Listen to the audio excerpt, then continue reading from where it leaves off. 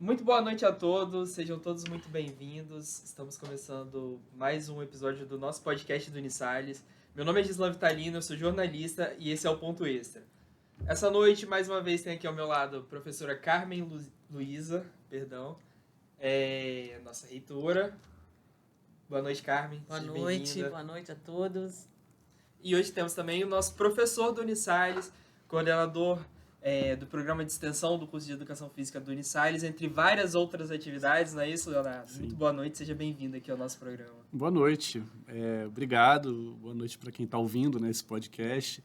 É uma honra para mim estar aqui, ser um dos professores convidados para estar aqui contando um pouco dessa história. E eu já tenho uma história longa aqui na Unisalles, então tenho muito orgulho de fazer parte dessa casa, então muito obrigado. Conta pra gente, professor, começou quando aqui no Unisalles? Eu comecei em fevereiro de 2008, já tenho uma historinha, né? Eu tenho uma história e tenho muito orgulho de fazer parte dessa casa, porque eu conheço muitos professores que falam, que têm orgulho de ser professor daqui porque foram alunos daqui. Tem muitos professores que falam isso. E eu tenho uma história um pouco diferente, assim. Eu sempre estudei em escola pública, assim, né? Não tinha tantas condições assim. O Instituto Salesiano, quando eu era criança, era, uma escola porque tinha poucas, e continua sendo uma das melhores escolas do estado, mas a gente tinha essa coisa da referência, do salesiano, assim, e eu pegava ônibus para ir para a escola. Eu estudava na escola pública aqui no centro e tinha uns amigos que podiam, estudar aqui, e eu morria de vontade de um dia estudar aqui, e nunca consegui. Então, eu tenho muito orgulho de não ter conseguido, infelizmente, ter estudado, mas ter virado professor daqui, depois de muitos anos. Então, toda vez que eu lembro disso, assim, me dá muito orgulho, porque, para mim, é uma coisa da infância, sabe? De um sonho de ter sido aluno, não ter conseguido, mas ter me tornado professor, é um dos orgulhos que eu tenho da vida, assim, e tenho muito orgulho disso o tempo inteiro, assim, né? E aí, essa oportunidade veio porque eu sempre vim aqui para dar algum tipo de fala, de palestra, convidado sobre o trabalho que eu fazia com esporte. O professor que fundou o curso de Educação Física aqui, o professor Anselmo, ele já tinha me convidado umas vezes para poder ser professor daqui, mas eu ainda estava terminando a pós-graduação. E depois eu terminei, enfim, e aí eu já tinha vindo muitas vezes aqui dar algumas palestras, e apareceu uma vaga, num período que eu já tinha terminado, uma vaga para professor. Eu fui lembrado justamente porque eu sempre estava aqui muito disponível e sempre vinha muito feliz por conta disso, né? Falei, caramba, eu vou dar uma palestra lá no Salesiano, vou com muito orgulho. E aí apareceu essa oportunidade, fiz uma prova, de seleção e entrei em 2008. E já tem aí, 15 anos fazendo parte dessa casa. Que bacana, professor. Muito bom a gente conhecer a história dos professores que estão aqui, levando adiante essa nossa função de educar. Sim.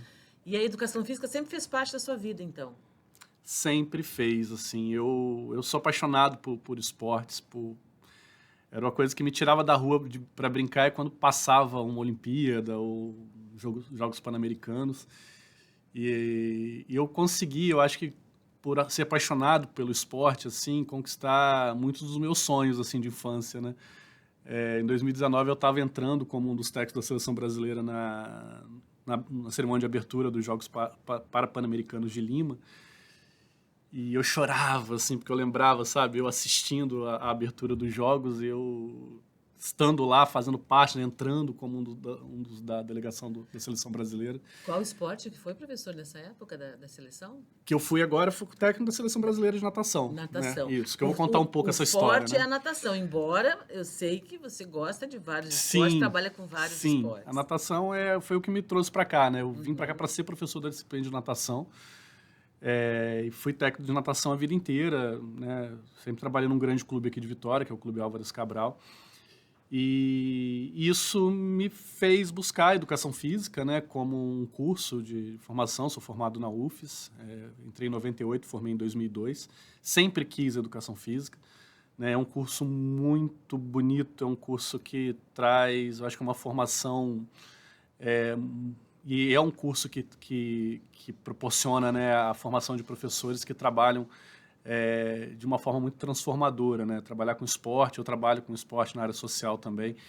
Então, o curso é um curso muito, muito importante e traz uma formação humana muito, muito interessante, né? Trabalha com a qualidade de vida, né? Sim, trabalha com a qualidade de vida, trabalha com, né, com aquilo que deixa a gente mais equilibrado em relação à saúde, né? A saúde mental também está associada à saúde física. Tema mais preventivo mesmo de saúde, né? O esporte, Totalmente. não só o esporte, mas o exercício físico, Sim, né? de uma forma geral, sim.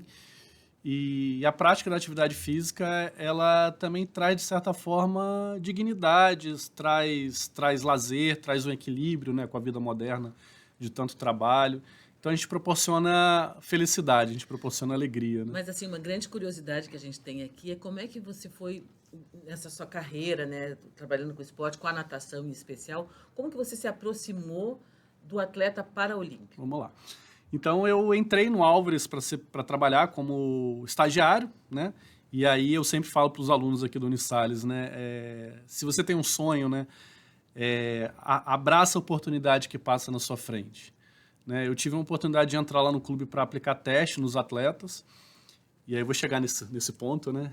Acho que é importante para os nossos alunos que estão ouvindo essa história, né? Saber por que a gente consegue atingir o sucesso, né? Eu estou falando de uma história de alguém que estudou numa escola pública, que as oportunidades elas apareciam, mas você tinha que agarrar, e hoje eu sou técnico de 2 medalhas olímpicas, né? Sou técnico da seleção brasileira. Então é uma história que pode ser a história de qualquer pessoa.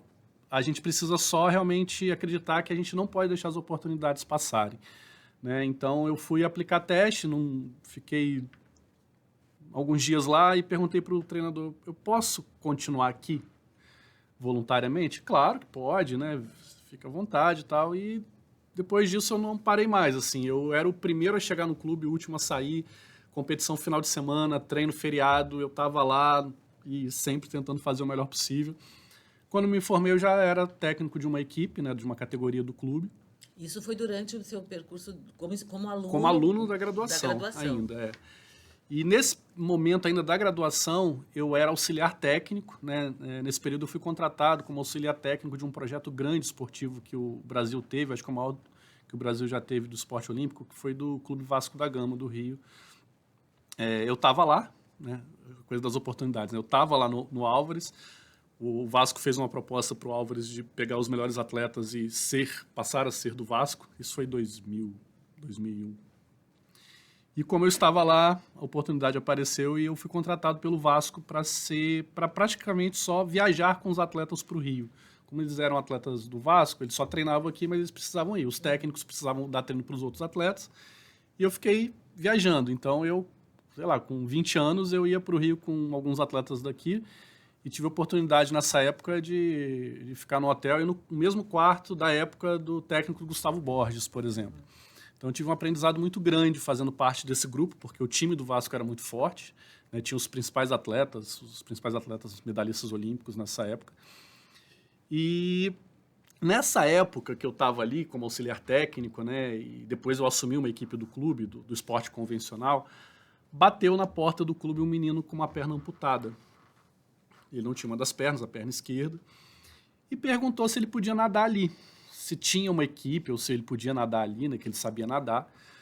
Aí eu falei, cara, eu tô terminando o treino, eu lembro direitinho dessa cena, ele entrou por uma porta e ficou ali esperando, eu já tinha visto, né, que ele não tinha uma perna. E aí eu falei, depois do horário do treino, nessa época, assim, a equipe do clube era enorme, assim, eu estava muito ocupado, eu falei, espera que eu vou te atender. Aí levei ele para outra piscina, falei com ele, aí pedi para ele nadar um pouco, né, descobri algumas coisas ali que eram diferentes daquilo que eu fazia. Isso época que nem tinha seleção paralímpica, nada, assim, não existia Comitê Paralímpico Brasileiro ainda. Aqui no Brasil, mas em outros países... Existia o esporte paralímpico, o Brasil já tinha atletas, mas não existia o comitê, existia uma associação brasileira de cadeirantes, que eles faziam algumas competições, existiam algumas competições, mas aqui no estado nada. Era uma organização em construção ali, né? Ainda era, assim, já tinha os Jogos Paralímpicos, né? A primeira edição foi em 1960, em Roma, o Brasil vem seguindo aí, principalmente a partir do final da década de 80, mas a gente passou pela década de 90, né? 2 edições aí de Jogos Paralímpicos, e aí já estava ali, né? Na transição da década de 90 para os anos 2000. Então, era tudo muito inicial, eu não sabia muito. Eu tinha feito a disciplina de educação física adaptada, mas era muito mais uma coisa voltada para reabilitação, né? Na época não tinha essa proposta de inclusão e nem de trabalhar o esporte da forma como é hoje. Eu comecei, eu falei, ó, eu já atendo 2 vezes por semana, voluntário, né? Assim, depois do horário, e fiquei com esse menino... Isso não era uma decisão do clube, era uma Não, decisão sua. minha, totalmente. Que bacana, professor. Ouve essa história que ela é ótima. Aí eu fiquei com ele e aí apareceu mais um menino que ele conhecia, acho que desses lugares que eles frequentam, né, de prótese e tal. E a gente estava ali com mais um depois, enfim. Teve uma competição no Rio, numa época que era muito inicial, então, assim, você tinha uma pessoa que atravessava a piscina nadando, já ia para um brasileiro, já beliscava uma medalha. Quais tipos de deficiência? Desculpa te interromper, fazer esse parênteses aqui na tua fala, mas quais tipos de deficiência a gente tem hoje com atletas que nadam? Paralímpicos? Então, existe uma divisão, né, que são os físico-motores, os visuais e os intelectuais. Aí, dentro dessas categorias de deficiência, a gente tem subdivisões. Então, por exemplo, para natação, existem 10 subdivisões para deficiência físico-motora. Então, uma pessoa que é um tetraplégico, por exemplo, que tem um movimento mínimo, né, só mexe um pouco do tronco, um movimento mínimo de braço, obviamente ele não pode competir com quem tem uma amputação de mão, por exemplo, só, né? Então, existem classes que dividem esses perfis de deficiência para que a competição fique o mais justa possível. Né, os nossos alunos aprendem tudo isso aqui na disciplina comigo e vivenciam bastante isso. E aí, voltando à história, levei esses meninos para uma competição. Nessa época, eu era técnico do Álvares, de uma atleta da seleção brasileira olímpica, né? Já trabalhava ali como técnico da equipe e, em paralelo, nesse horário voluntário, eu atendia esses meninos. E aí, eu levei para uma competição. Na época, eu dava muita entrevista por conta dessa atleta. Aí, o repórter, na época, o Jorge Félix, da Gazeta, ele falou, pô, Léo, não tem nada diferente, né? Alguma coisa que você sugere aí para pauta? Eu falei, cara, tô indo para uma competição paralímpica. Quando eu voltar, eu te falo. Aí, eu falei com ele. E aí, essa semana eu dei até uma entrevista para a Gazeta. Eles queriam fazer uma matéria sobre a minha vida, sobre a minha história. E aí eu contei essa história, eles estão até procurando essa matéria. O que aconteceu? Eles fizeram a matéria, e aí na matéria eu falei assim, não, a gente tem uma equipe paralímpica aqui no clube. Não tinha nada, né? Tinha 3 meninos que eu atendia depois do horário. E funciona assim, tal dia e tal horário, é de graça. E meu telefone é esse. Meu telefone foi pra televisão. Pronto. Acabou minha vida. Não, tua vida começou, né? Começou, eu acho, Porque, assim, meu telefone não parava de tocar quando a matéria foi ao ar. Porque, assim, na minha cabeça, tinha esses 3 minutos, mais uns 3 aí em Vitória, com deficiência. Nossa. Imagina, eu falo que existe um programa de aula de natação no maior clube da cidade, né? Que, nessa época, ninguém tinha nenhum tipo de acesso gratuito. Não existia... Estava começando a questão dos projetos sociais, das ONGs, né? No Brasil, então o Álvares era um clube elitizado, que não tinha acesso a nada. Eu falo que tem natação de graça para um público que sempre esteve totalmente fora das oportunidades, né? E que não se falava muito sobre isso, né? Não se abria. A Nada. inclusão é um processo que vem acontecendo nos últimos anos no Brasil, graças a Deus evoluindo muito. Né? Mas precisou muita legislação, políticas públicas para que isso acontecesse. Muita porta aberta por pessoas que tinham que fazer isso acontecer para depois a política pública entrar, sabe? Assim, eu tive algumas questões no próprio clube, assim, de ter que abrir portas que, se fosse esperar a questão da administração do clube, acho que a gente estava ainda há 30 anos atrás. Então, a gente abriu muitas portas. E aí, meu telefone não parava de tocar e eu tive que desligar o telefone, porque não parava, assim, era um negócio assustador. E aí, o que aconteceu? As pessoas começaram a bater lá no clube. E aí eu fiquei desesperado, porque assim, era muita gente. E aí um amigo, a gente já trabalhava junto com algumas coisas e tal, falei, a gente tem que atender um pouco mais de pessoas, a gente não vai conseguir com esse tanto de gente, a gente tem que fazer uma espécie de uma seleção. A gente só vai poder, conversar aqui no clube, a gente vai poder só usar um horário e uma piscina, que é uma piscina mais funda, então a gente tem que selecionar algumas pessoas que já tenham pelo menos uma iniciação na natação, né? Saibam nadar minimamente. Enfim, depois virou uma história longa, assim, né? Isso já tem 23 anos. Até isso começou em 2000, né? Até 2008 eu era técnico da equipe Paralelo. 2008 foi o ano que eu entrei aqui. E aí eu tive que fazer uma decisão, assim, porque eu não ia dar conta, né? Nessa época também eu era proprietário de uma grande empresa aí de assessoria esportiva, que até hoje existe, e muitos que trabalham nessa assessoria esportiva até hoje são alunos nossos daqui, atualmente como formados ou estagiários, que eu sempre indico, que é a Maximize, que trabalha com grupos de corrida. Pode fazer merchan. Porque assim, é parceiro porque a gente está sempre junto. Não, a gente faz questão, professor, de demonstrar o potencial, né, do Unisalles para a formação dos nossos alunos. Né? Então, os professores são os que trazem todo esse potencial. Então, toda essa sua relação na sociedade, no mercado de trabalho, como, não só o senhor, mas vários outros professores que nós temos aqui, eles oportunizam muito, né?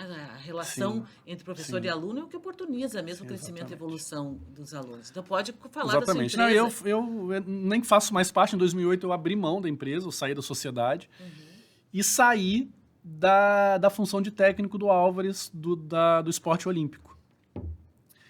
Eu falei assim, eu preciso dar conta disso, porque dá muito trabalho, assim, né? Você trabalhar com pessoas com deficiência, tendo esses problemas que a gente tinha muito mais na época, né? Mas essa época aí, por exemplo, o transporte público que leva as pessoas com deficiência na cidade de Vitória, na Grande Vitória, né, que é o porta a porta e a mão na roda, que poderia ajudar nessa época para que as pessoas pudessem ir para o clube, era proibido. Só em 2012, se eu não me engano, que mudou isso, mas esse transporte ele só podia ser usado para pessoas com deficiência ou para ir para o hospital, para o médico, ou para fisioterapia. Nossa. Você não podia usar para lazer ou para praticar esporte. A gente teve que justificar na época que não, é um tratamento, né? As pessoas estão tendo uma qualidade de vida melhor por conta disso. Então, a gente abriu muitas portas por conta de... E hoje funciona hoje, para tudo, né? E aí eu vi muita coisa acontecer nesse meio, né, assim, nesse período, né? Em 2011, a Prefeitura de Vila Velha me procurou, falou, a gente está querendo... Era uma época que estava na moda a questão da praia para pessoas com deficiência por conta da novela que estava passando, que mostrava, né, a Aline Moraes, que era atriz da época, tomando banho de mar num projeto no Rio. Falou, a gente quer montar um projeto de praia acessível aqui, com água, e a gente achou você porque... você trabalha com pessoas com deficiência na água. Aí a gente montou durante um ano, a gente fazia reuniões mensais para montar um projeto de praia acessível que existe até hoje lá no cantinho da Praia da Costa, chamado Praia Legal, no cantinho da Praia da Sereia ali. E aí eu trabalhei muito nesse início, colocando pessoas com deficiência na água para tomar banho de mar. Depois a Prefeitura de Vitória me chamou para montar esse mesmo projeto aqui em Vitória, no Praia Acessível, que funciona ali na guarderia. E depois a Prefeitura também de Aracruz chamou, e nesse meio a gente foi também abrindo espaços para os nossos alunos, porque a disciplina, o estágio na área de lazer, uma das propostas de espaço que a gente leva os nossos alunos é para atuarem também nesses espaços de praia acessível, né? Que é uma proposta de lazer para pessoas com deficiência, né? Enfim, tem muita história. Eu passei ao longo desse tempo... por muita coisa, assim, aprendi muita coisa e trouxe sempre muita coisa para cá. Em 2012, a Embaixada Americana fez um programa de intercâmbio e convidou 3 entidades do Brasil para fazer um intercâmbio lá, para falar um pouco do que a gente fazia aqui na área do esporte paralímpico e aprender um pouco com as coisas que eles faziam lá. E aí, um dos projetos foi o nosso, que foi escolhido do Brasil inteiro. E aí eu passei 20 dias em Chicago, e aprendendo coisas sobre lazer, educação, propostas de esporte para pessoas com deficiência. Nessa época eu já dava aula aqui, então lembro assim, de cada momento assim, de mandar de lá vídeos. Faço isso até hoje, né? Estava agora no Campeonato Mundial, agora em Manchester, na Inglaterra. Eu sempre lembro de, em algum momento, eu filmar uma parte falando diretamente com os nossos alunos, falando, aqui é a estrutura de balizamento, de entrada dos atletas, funciona assim, aqui é a parte da imprensa, aqui é a piscina de aquecimento. Aí eu mando um vídeo para eles, né? Isso é bacana, né? Porque é muito convergente com o nosso modelo pedagógico, que te permite, né, fazer essas intervenções e colocar o que está acontecendo em tempo real, para que o aluno tenha esse conhecimento. E aí essa história, né, foi sendo potencializada ao longo desse tempo. Muitos professores trabalharam comigo, eu nunca fiz isso sozinho, né? E desde o início, eu lembro a Poliana, que foi a primeira ex-aluna nossa aqui, que entrou lá para trabalhar comigo voluntária em 2010, assim. Foi o primeiro ano ali que eu consegui... o projeto tinha se estruturado um pouco melhor. Aí eu consegui contratar 4 estagiários, os 4 eram daqui. E aí a Poliana, que era uma dessas, ela acabou ficando e virou minha parceira de trabalho. Ela foi morar em São Paulo recentemente e teve que sair.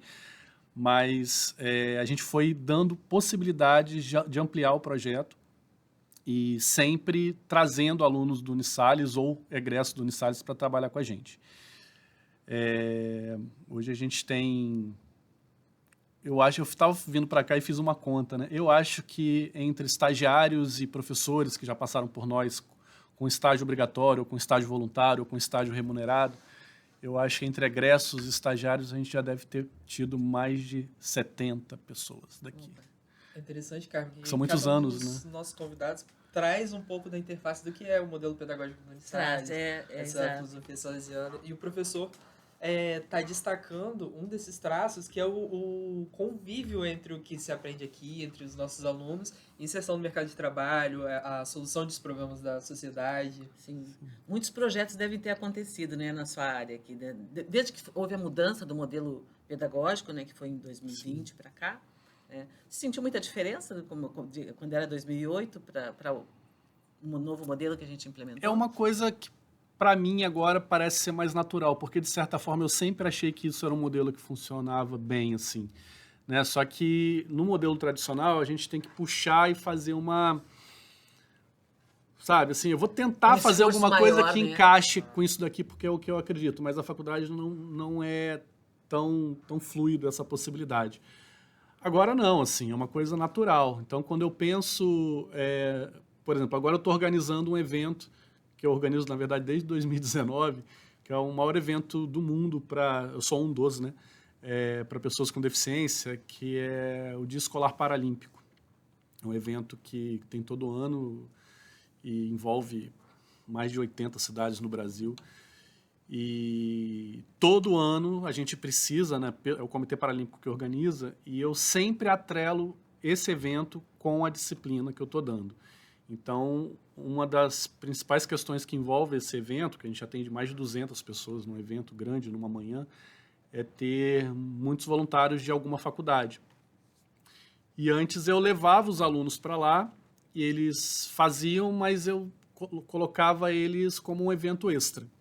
Agora não, desde quando o modelo pedagógico começou a ser adotado, eu consigo facilmente fazer isso ser por um projeto. Então, antes eles iam só como voluntário. Agora eles constroem a atividade que os alunos têm que fazer no dia do evento, executam, né, a gente dá um treinamento, eles executam e isso serve como a proposta, né, de entrega final do projeto. E nesses projetos os alunos já trouxeram algumas soluções, por exemplo, alguma questão que precisava ser resolvida, e nesses projetos que eles fazem, eles trouxeram contribuições para...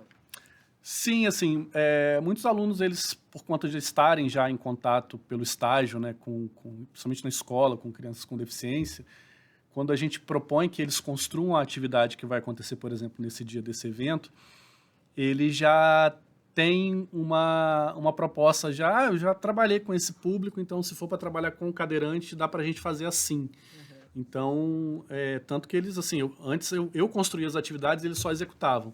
Agora eles constroem. Eles constroem a atividade, executam, e muitas delas muito melhores que as minhas, assim, porque eles estão envolvidos ali, né? Tem o tempo, tem toda a construção, faz parte do processo, não vale nota, eles se empenham muito.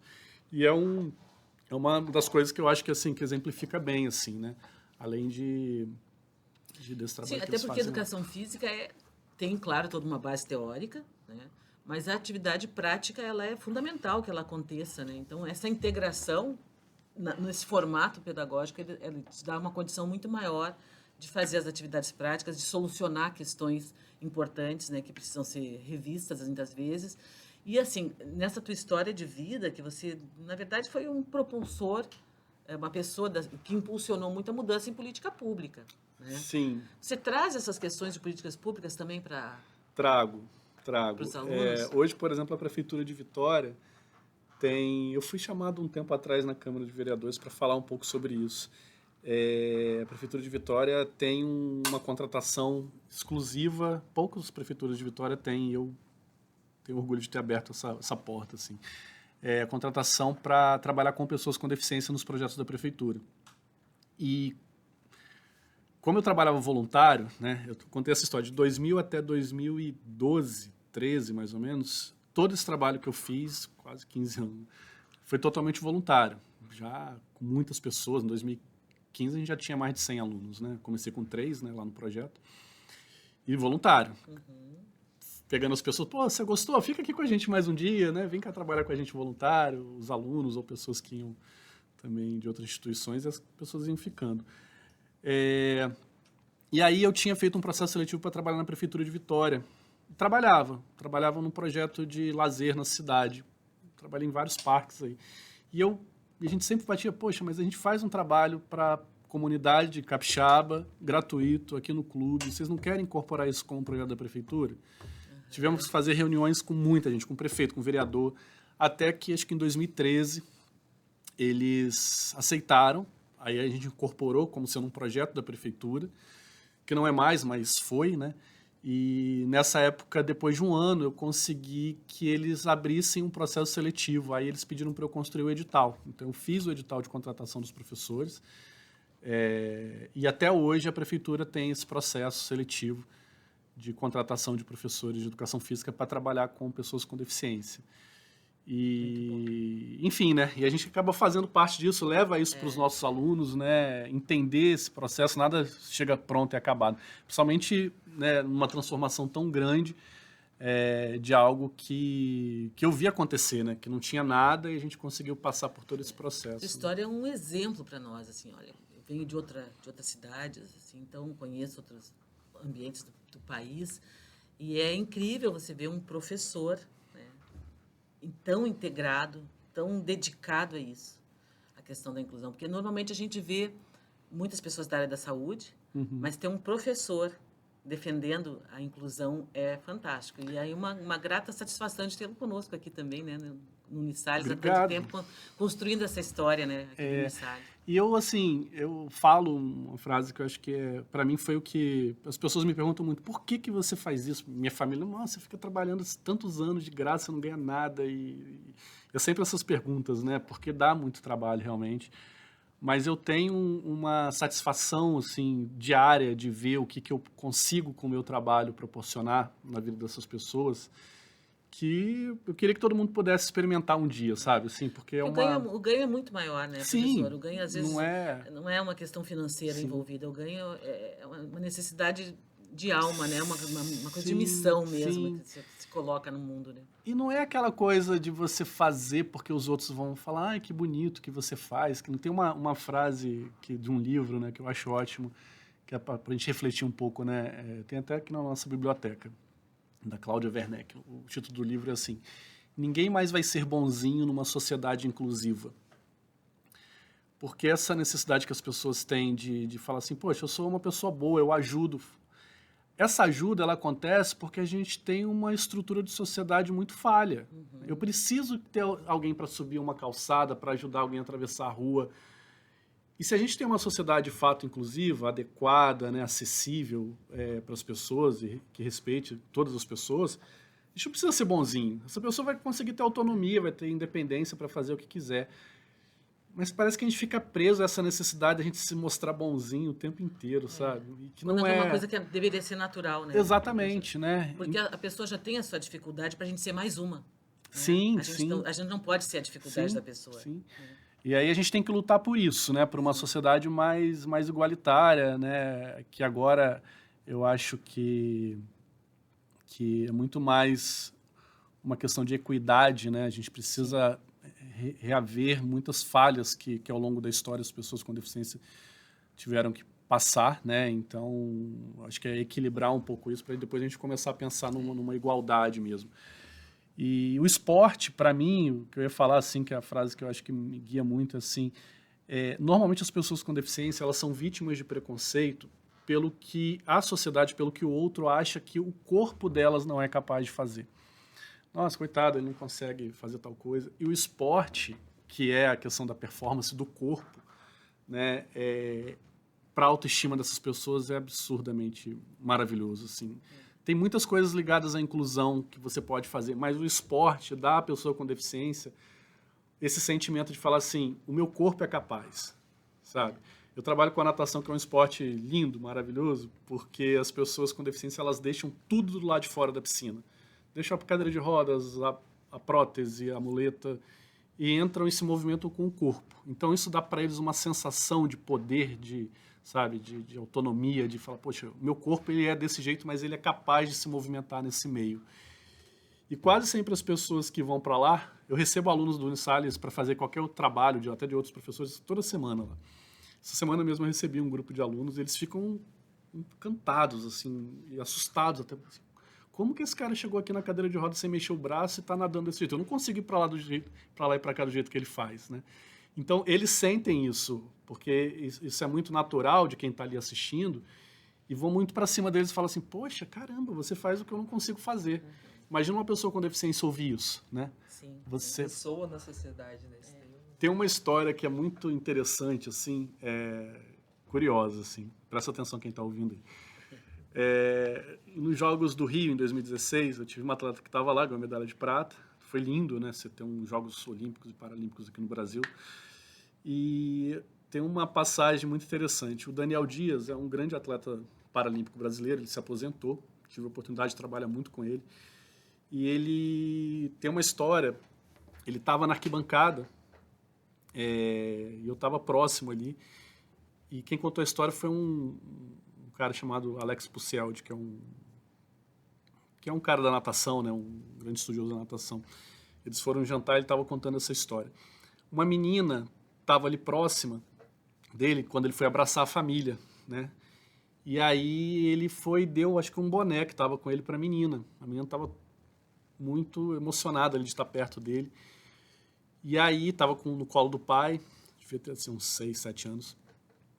Aí ela virou para ele e falou assim, nossa, você nada muito bem, eu queria nadar igual a você, pena que eu não tenho nenhuma deficiência. 6 anos a menina. Olha a cabeça dessa menina. A eficiência dele como nadador era porque ele tinha uma deficiência. Por isso que ele nadava tão bem. Olha o que o esporte provoca, né? Olha só.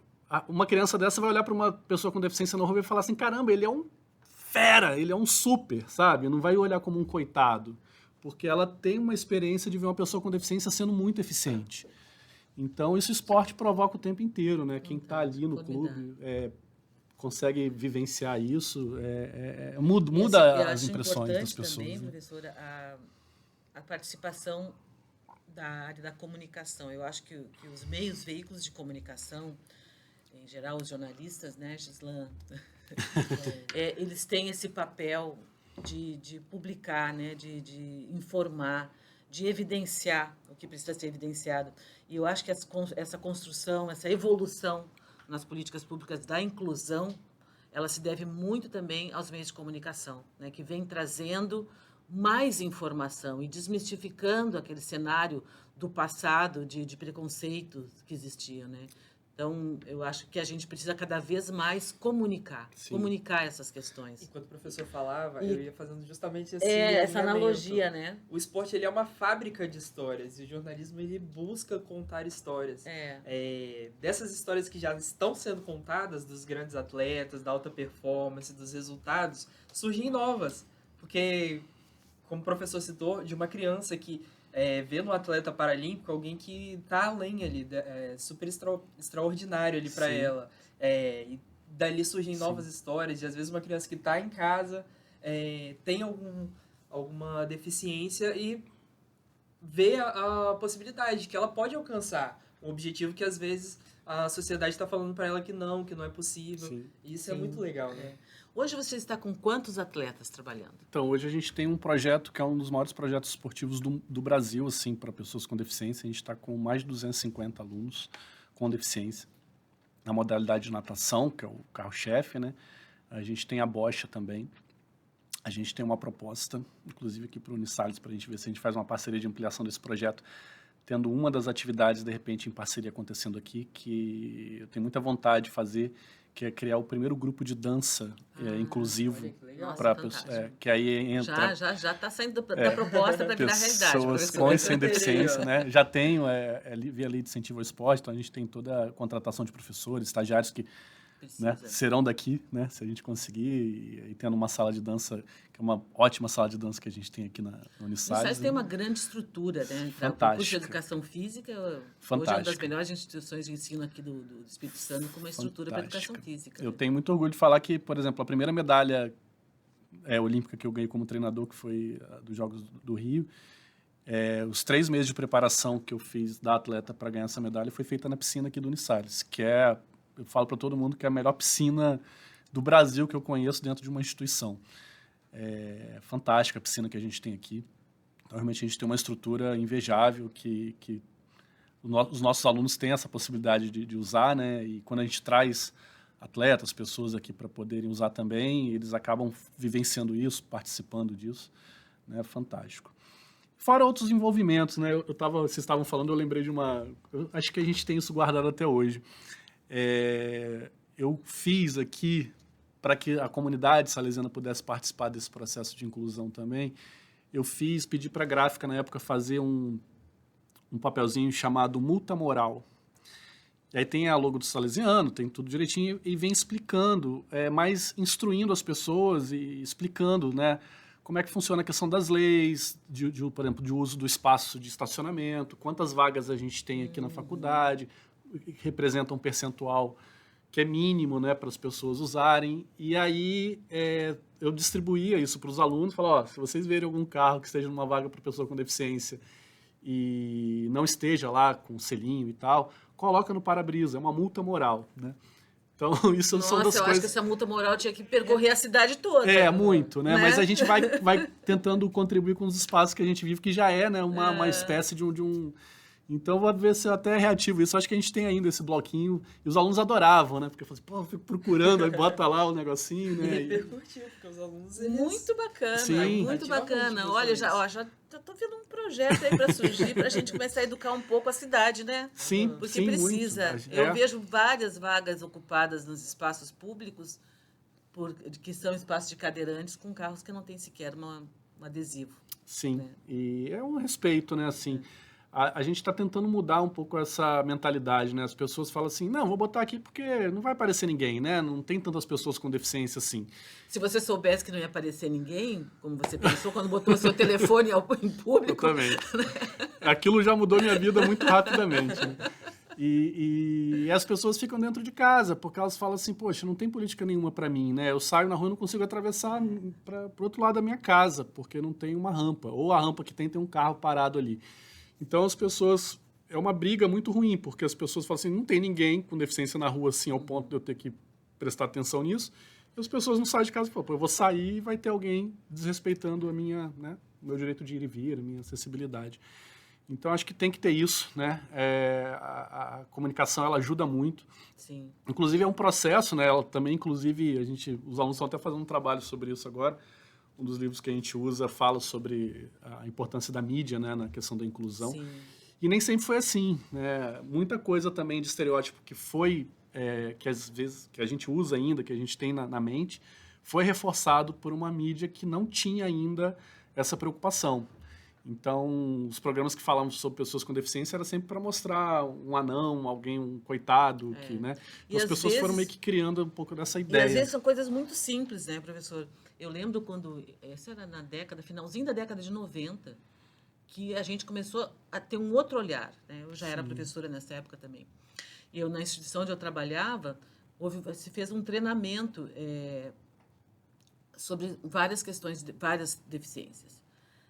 E coisas que a gente não faz porque a gente desconhece. Por pura ignorância, no bom sentido, desconhece, não é da nossa convivência. E eu lembro que na época eu fiquei muito impressionada, porque quando eu pensava assim, para a gente conduzir um cego, né, ajudar um cego, dá o braço para o cego. Você não dá o braço para o cego põe a mão em você e você tem que dar um passo à frente. Sim. E era um detalhe tão simples que por ignorância e desconhecimento, não era uma prática, a gente não faz.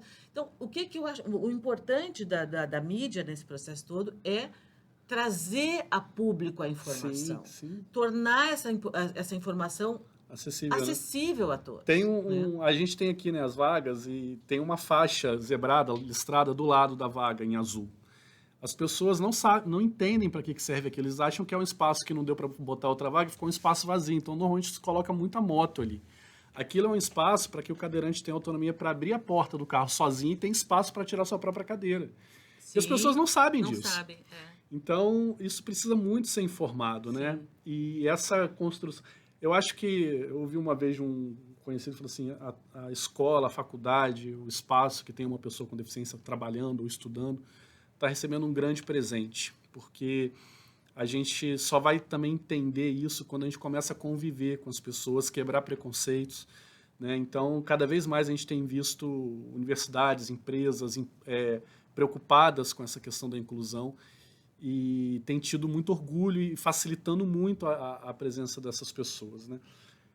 Quando eu fiz o mestrado nessa área, inclusive sai um livro sobre... Né, tem um livro que de vez em quando eu apresentei a alguns alunos aí, que é que é exatamente, né, o tema do meu mestrado, e eu, no final do processo, eu entrevistei um grupo de crianças. O mestrado, né, e a proposta é de colocar o esporte adaptado como um dos conteúdos nas aulas de educação física escolar. Foi a primeira vez que alguém sistematizou isso no Brasil, né, para colocar enquanto um conteúdo de ensino nas aulas de educação física na escola. E aí eu fui, depois do processo, conversar com os alunos e eu vi uma frase muito bonitinha de uma aluna, assim, que me faz refletir até hoje. Eu peguei um grupo, assim, né, um grupo focal, e fiz uma pergunta. Aí falei assim, e criança é muito honesta, né, ali de 10, 11 anos. Tinham 2 meninos com deficiência na turma deles. E aí eu perguntei assim, se você pudesse escolher, você teria fulano e fulano na sala de vocês, estudando com vocês? Perguntinha, né? Aí todos falaram que sim, que gostavam, que gostaria que eles fizessem parte, gostam que eles sejam da turma. Aí eu fui perguntar por quê. Me falaram muitas coisas, mas uma menina virou para mim e falou assim, por causa de fulano, a professora dita a matéria mais devagar e dá tempo de eu copiar também. Olha que louco. Porque a gente começa a pensar que todo mundo é igual, né? E aí você precisa ter a diferença da sua forma mais radical para você mudar e entender que aquela pessoa tem uma necessidade diferente e você atinge as outras também, né? E aí eu sempre falo isso para os alunos, para eles pensarem que todo mundo ali pode ser uma daquelas meninas que não tem uma deficiência ou não tem uma deficiência aparente, mas que precisa de um olhar individualizado também, né? Então, ter as pessoas com deficiência frequentando os espaços, acho que muda muito a nossa cabeça, assim, para muita coisa importante, né? Para a gente entender a pluralidade, respeitar as diferenças, né? Que eu acho que é muito importante. Gislan, acho que a gente tem um tema para um podcast, que é a questão da inclusão. Né? Porque se a gente começar a falar sobre isso, a gente vai longe. Muita história, muita coisa. E eu queria ainda puxar um pouquinho mais, falar sobre o professor Léo, conhecer um pouco quem são seus atletas de destaque. Vamos trazer esse tema da inclusão, hein? Fica aqui já para... Vamos trazer a professora Reginalva, né? Para a gente conversar junto e com o professor Léo mais uma vez. Vamos lá, então, ao longo do tempo, sempre tive muitos campeões brasileiros, assim, né? Hoje a gente tem a gente está entre as 3, 4 equipes do Brasil, do esporte paralímpico brasileiro, que cresceu muito, né? Hoje um campeonato brasileiro paralímpico de natação tem 400 atletas e equipes fortíssimas, né? Profissionais praticamente. E a gente luta, briga contra essas equipes e a gente, ao longo do tempo, se transformou numa dessas referências. Tanto que no último ano a gente tem aí 5 atletas que vieram de outros lugares para treinar na nossa equipe. E a gente construiu isso, né, com muito trabalho, tendo essas referências de atleta.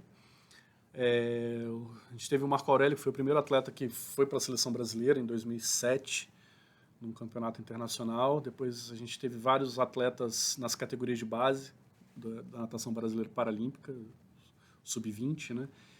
E em 2016 eu tive ali o auge, que foi ter uma atleta, a Patrícia, como medalhista de prata nos Jogos Paralímpicos do Rio. Foi um grande divisor de águas assim, para a minha carreira, porque isso me colocou na seleção brasileira, logo na sequência.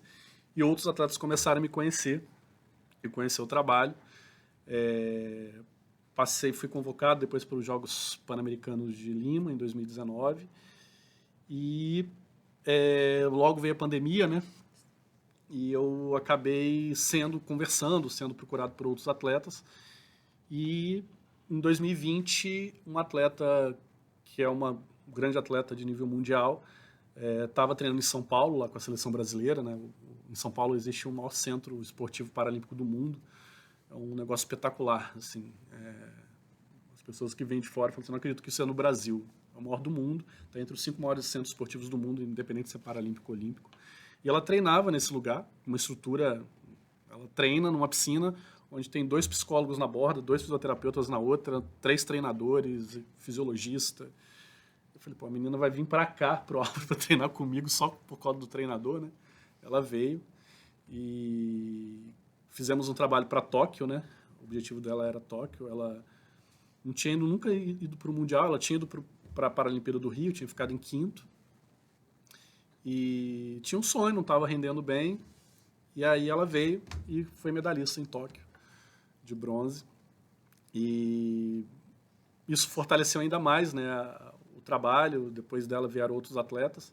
Você pode dizer? Sim, aí a Érica veio junto, que é uma atleta que era campeã, que é ainda... A medalhista foi a Mariana Gesteira. Isso, a Mariana Gesteira, que, enfim, né, que ganhou medalha de bronze em Tóquio, e a gente até depois de Tóquio fez uma tatuagem juntos, porque a gente fez a tatuagem igual na perna, porque, enfim, tem uma história que outro dia você vem aqui para contar. Eu quero ver essa tatuagem.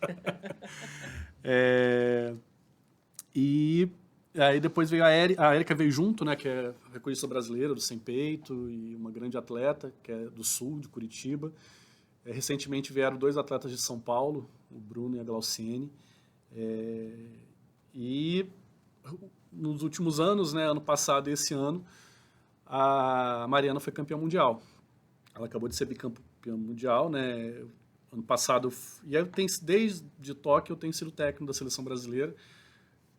Sempre, né? Tem um apoio enorme aqui da instituição, porque essas competições que é um tempo de viagem aí, né? E sempre equilibro isso, os alunos, a gente repõe as aulas, né? E só o material que você traz... Sim, enriquece muito, né? Enriquece demais. Mas eu tenho que agradecer muito aqui, é uma instituição que entende isso, não são todas, então eu tenho uma gratidão eterna pelo Unisalles por entender esse trabalho. Quem tem que agradecer muito ao Unisalles, né, por ter aqui um professor dessa qualidade aqui no nosso corpo docente. E aqui fazendo uma síntese, né, Gislan? Como é que era o nome desse menino lá de trás, que você era Leandro. Voluntário? O Leandro, que você viu lá, não tinha uma perna. Isso. Então, de Leandro a Mariana, temos o professor Léo. Temos, muito melhor, né? A gente vai aprendendo todos os dias, né? Assim, falo para os alunos que o meu objetivo aqui é, de alguma forma, ser uma ponte para transformar ele em pessoas melhores, né? E eu acho que esse trabalho que eu faço, dando a oportunidade deles irem lá, conhecer, entender isso tudo, eu acho que eu estou ajudando a transformar as pessoas em pessoas melhores. E não poderia estar em outro lugar, né? A gente fala desde o começo que nós começamos essa nossa série de podcast, explicando um pouco o que é a nossa missão, nossa função, e a gente fala de Dom Bosco, né? Sim. Então, esse alinhamento com a visão, né, do outro que Dom Bosco nos traz, e é a base do nosso fundamento do nosso trabalho. O Sr. Léo, totalmente afinado com Dom Bosco. Sim. Deve ter sido amigo íntimo em outra vida aí. Em outra vida, né? Pode ser. Acho que Dom Bosco não tinha piscina. Não tinha piscina. Tinha o pátio, ele tinha o pátio. Mas... jogava bola. Oh, meu Deus. Não sou tão... isso. Temos conteúdo, temos história para muitos episódios de podcast. Mas o nosso tempo é limitado. Sim. Ano que vem... Se Deus quiser, estarei na França, nos Jogos Paralímpicos, né, que vai ser um marco aí, e estou muito ansioso para estar na França, né, e vou levar, vou falar, vou mostrar para os alunos. E, de repente, vem aqui para contar a história dos Jogos Olímpicos do ano que vem aqui. Com certeza. O tema da inclusão... Se Deus quiser, com a medalha também. Já está sendo convocado para o tema da inclusão. Fechado. Professor, muito bom. Tem um espaço...